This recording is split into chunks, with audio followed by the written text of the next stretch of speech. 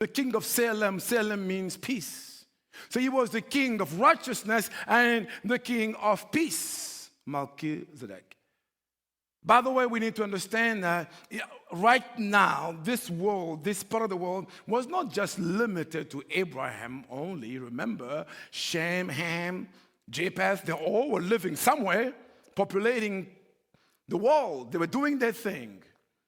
But because we are narrowing the story, and this story is getting narrower and narrower to point us to the coming of Jesus Christ. That's why now God is lasering through the scripture on this particular family. There were other people living, but Melchizedek here, it's almost like he was from nowhere. He just came out of nowhere, just appeared. Ta-da, I'm a king of Salem. And I want to bless you. And in verse 14 to 19, chapter 14, verses 19 to 20, and listen to this. And Melchizedek, king of Salem, brought out bread and wine, communion, and he was the priest of God's Most High. Abraham didn't know this guy from nowhere, and he came as the priest of God Most High. Elohim, I think Elohim or something like that. The king of God Most High. So he showed up, bringing communion, and having a title as a priest of the King Most High.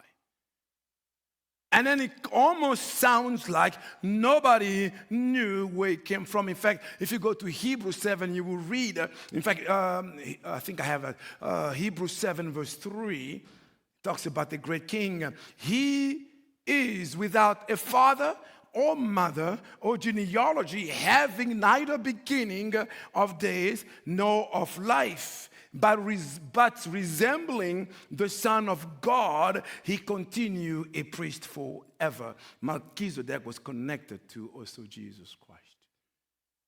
Okay, we know Jesus' father, Mary in the father Joseph and Mary, mom in the flesh.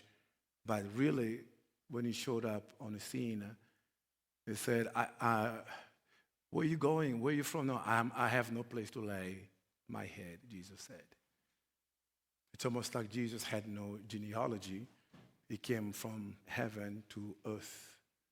Melchizedek, type of Christ, came from heaven, from wherever, to earth. So when Melchizedek showed up, he brought bread and wine, showed us how communion is done.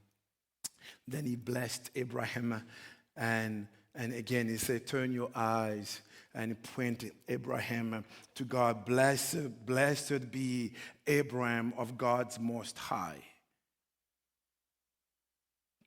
possessor of heaven and earth. And blessed be